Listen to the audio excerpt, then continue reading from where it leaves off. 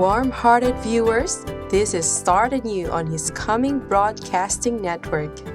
The term Start ANEW is an acronym which stands for sunlight, temperance, air, rest, trust in God, alternative medicine, nutrition, exercise, and water.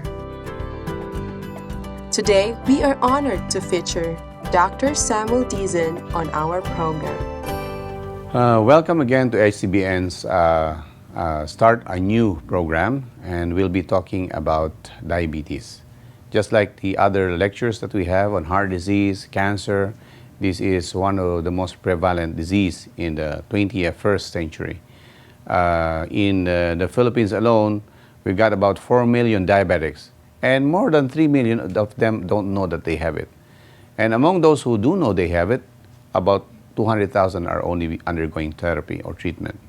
Now again, the Department of Health census says that 70% of Filipinos are born, live, and die not ever seeing a medical professional. So can you imagine that there are people who just find that they have diabetes when they already have their kidneys damaged and they need to do dialysis, or just had infections in the leg and that it has to be amputated. So we do need to know what the problem is before it crops up. Okay, diabetes is a lifestyle disease, and it is associated with the lack of self-restraint on the part of the sufferer. Okay, he cannot control himself. He wants to eat as often and as much as possible. He just had breakfast, and about 9 or 10, he's already shaking and feels like he wants to eat. 90% of people who have this disease develop the type 2 or adult onset diabetes because of too much food and drink and lack of physical activity and stress. Okay, so as Dr. Augustus Leon says, one of the country's leading experts on diabetes, many Filipinos simply don't know that they have the disease. Diabetes occurs when the body can no longer make proper use of insulin, a hormone produced by the pancreas that allows energy from sugar or carbohydrates in food to be utilized by the body cells. To understand how it works, I'm going to be drawing later on, and so that you will have understanding on what causes diabetes. It's a chronic debilitating disease. When you say chronic, it's a long-term disease and often deadly because of the complications that follow. Normally, the type 1 diabetes is when the body is unable to produce adequate amount of insulin. The type 2 diabetes is you have insulin, but it's not working. It doesn't work. So to get an idea, we'll go back to the digestive system. Diabetes means sweet blood. Okay? So it means that the blood sugar is high. And one of the main component that causes diabetes is your pancreas. The pancreas is the main organ to produce insulin. It's also part of what we call the digestive system, meaning food has something to do with diabetes. So let's say we study the digestive tract. This is our mouth, esophagus, our stomach. You have your liver, you have your gallbladder, and then there's the pancreas. Then you have your small intestine, then you have your large intestine. The main job of the mouth is to crush food. We call it mastication. The main work of the stomach, the liver, the gallbladder, pancreas is to liquefy food. From a crushed food, it should be in liquid form so that it can flow into the blood. The main work of the small intestine is to absorb what you have liquefied, and those that have not been liquefied goes to the large intestine to be eliminated. If we were to concentrate on the pancreas, we'll find that one of its work is to produce enzymes to liquefy proteins, fats, and carbohydrates. So if you were to go to rice, you just crush your rice, you swallowed it. Now the stomach, the liver, the pancreas now will liquefy the rice into pure sugar. Once it is liquefied, it goes to the blood, and then it can go into our cells, our brain cells, muscle cells, kidney cells, to use as your fuel so that you will have energy and can now work or think. For sugar to go in, this is the sugar, the pancreas now have to produce insulin. Insulin would be like your key to open up the cell so sugar can go in. That's a normal person. Okay. So when a diabetic has a problem, it's because the sugar is not going into the cell.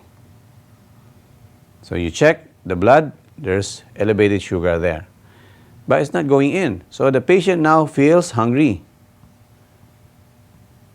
and so he will want to eat. So we call that polyphagia, meaning frequent eating. Poly means many. Then he's gonna be thirsty because the sugar in his blood is higher because he's gonna keep eating, right? So what do? He gets thirsty. And so he will drink lots of water. So we call it polydipsia, meaning thirst, or drink a lot of water. Now, it's not bad to drink lots of water. It's good, actually. But then he will urinate more. So we call it polyuria. And again, urinating more, so if you're drinking more, it's not bad. But the sugar level in the urine is going to damage the cells of the kidney, later leading to dialysis. And if your sugar is really high in the blood, you end up with infections. You just had a pedicure, they end up cutting your leg. You clog up the circulation, so you end up with stroke, you end up with blindness, you end up with deafness, and it damages the nerves. You end up with numbness on the legs, and so on and so forth. And of course, sugar, cancer loves sugar, bacteria love sugar, etc., etc. But then medications are given to the patient. The medications that are given to lower sugar will lower it today, tomorrow it will go up again. So it's maintenance. But what are the side effects of the sugar lowering? This effect on the heart, on the liver, on the kidneys, so that when your kidneys are damaged, they just give you insulin because you know the drug is damaging the kidney. And some has been known to lead to cancer. So you already have complications from diabetes, and unfortunately also from the medications you're taking. Too bad. So what are the signs and symptoms? Well, weight loss, body weakness, nausea, vomiting, blood effusion, and so on, because of all the side effects, the complications that follows. Long-term complication, eyes, kidneys, nervous system, heart, and they hinder the body's overall resistance to infection. Causes and cure. 4. 1. The pancreas, 2/3 of it, produces enzymes for digestion. 1/3 produces insulin. It means its main job is to digest food, and secondary job is to produce insulin. When we eat food, we digest food for about 2 hours. Liquefy food. So you've used up your enzymes, you're gonna need 1.5 hours to produce new enzymes for your next meal. That's a total of 3.5 hours of work. In alternative medicine, we don't want to overwork our digestive system. We need at least 1 hour rest. So 3.5 hours plus 1 hour, how many? 4.5 hours. We round it off to 5 hours. That should have been the interval of your breakfast, lunch, and dinner. But it's not to be. Okay, so when we have too much calories, breakfast, merienda, lunch, merienda, dinner, merienda, midnight snack, you now have an overworked and tired pancreas because of too much calories, too often meals, okay. And your keyhole, you use insulin breakfast, merienda, lunch, merienda. You try to do that on your door. You get a key and start playing around with your door. And sooner or later, you're going to have a loose thread door. If I were to slap your face every day, 1 week, 2 weeks, 3 weeks, well, a couple of months later, it's going to be numb out. A year later, you can fight Pacquiao because your face is going to be numbed out. So basically, That's one reason. Too much calories, too much eating, no rest. Okay, the second cause of diabetes is elevated cholesterol. Now we have two types of cholesterol. One is the good, then the bad cholesterol, which is comes from animal source, chicken, meat basically, egg, and milk. Okay, so too much of this hardens the cells so that the insulin can't go in. So again, it takes your body about a week to eliminate bad cholesterol from your system. So if you are eating animal source too often, then it clogs up the system. Number 3 cause of diabetes, low fiber diet. Indirectly, fibers lower bad cholesterol. So a diet that is devoid of fiber, your cholesterol has a tendency to go up because you are not cleaning up your intestinal tract with the fiber is supposed to give. Then lack of exercise. If the supply is greater than the demand, you eat like someone lifting heavy cargo in the pier, and then your job is actually just watching television, and maybe the most exercise you have is playing video games and maybe changing the channel.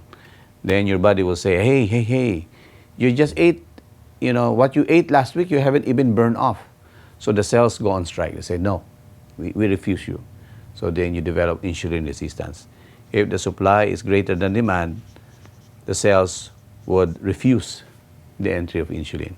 So notice this, 1, 2, 3 is about diet, and 1 is about exercise. We have a book called Physician's Desk Reference, PDR. And in that book, it says, drugs are only an aid. In the diabetic medications, are only an aid, never a substitute for diet and exercise in the treatment of diabetes. And the Physician's Desk Reference, or the packet Physician's Desk Reference, is a medical book. It's not an alternative book.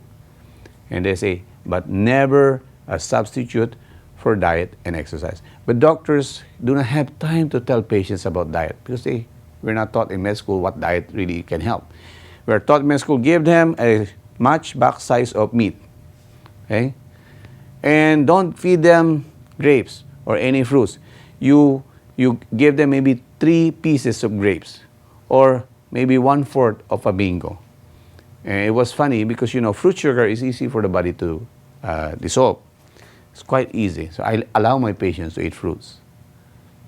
And they'll be surprised the sugar is still in good shape. Okay, so there are health risks. The higher the sugar level, the more problems. So fiber can help lower bad cholesterol. What are the common sources of fiber? Definitely fruits and vegetables. And maintain body weight. For those who have a tendency to gain weight, they have a higher tendency for diabetes because of the cholesterol aspect. Exercise more. We are given hundreds of muscles with Lord, 650 muscles. And if you can work it out, move, then you can burn the sugar up. See, for patients who are unable to exercise, we tell them to do sauna and to have massage. When they do sauna, it increases the metabolism of the body, and when they do massage, it's like exercising. What else? Okay, outdoor non-competitive exercise, grow a garden, sweat out, move those muscles. You can burn cholesterol in that aspect. What else? Well, cholesterol is only found in animal food, the bad cholesterol that is. Then your desserts. They found out when you eat applesauce as compared to the apple, your sugar will be lower if you were eating the whole apple than when you drink the sauce or you drink the juice. Okay, but again, we're not afraid too much of the juices if it's fresh juices, because when you walk, it's gone. When you eat an apple, you feel full. You walk it off, you're hungry afterwards, because fruit sugar is easy for the body to assimilate. And what we do is we tell them to eat their fruits before the meal. Chances are, because they ate the fruits, they're not going to be able to eat much rice or much of the meal. This is just to show what the effect of high cholesterol on the blood vessels. So if you already have diabetes, your blood is going to be thick, you're going to have a tendency to have a stroke because it's already clogged up, and then your blood is thick, so it will block the artery that's already tightened. Okay. The role of nutrition. According to ANEW Dugang, or Chief Dietitian at Makati Medical Center, an adequate amount of nutritional drink will help in getting the required amounts of nutrients needed for faster recovery. So you drink, when we have patients, we try to liquefy the food so that their pancreatic digestion, their function is less compromised. Okay. Hippocrates said, let your food be your medicine and your medicine your food. God gave us things in nature that we can use as our proper nutrition in Genesis 1:29. The recommendation, therefore, is this. If the problem with a patient with diabetes is a weak and tired pancreas, then you have to rest it, right? So give the 5 hours at least rest, 4 hours and a half to 5 hours rest. So 3 meals a day. Before 6, dinner. No merienda. What if I get hungry? The diabetics will say, take juice, take soup in between your breakfast, lunch, and dinner. You would have given your pancreas time off. What else? Concentrate on complex carbohydrates, high fiber, low fat, low protein. When you take unpolished rice, you cannot eat that much of unpolished rice. You take more whole wheat and oatmeal, you're not going to eat a lot because they expand and you feel full easily. We tell them more fiber in the diet. Diabetes has so much complications that you have to give your body time for repair. And studies shows that the earlier sleep, the better the results would be. So I guess that is all we have for diabetes now. May God bless us all. And as I said before, beloved, I wish above all things that you prosper in health, even as your soul prospereth. View the whole Start a New program starting with the opening interview with Dr. Samuel Thiessen, parts 1 and 2, and the closing interview. There are lectures on what is natural healing on Christianity, parts 1 and 2. God's marvelous self-healing body. Cancer, it can be prevented, parts 1 and 2. Alternative program for kidney disease. Diabetes, whys and hows of detox.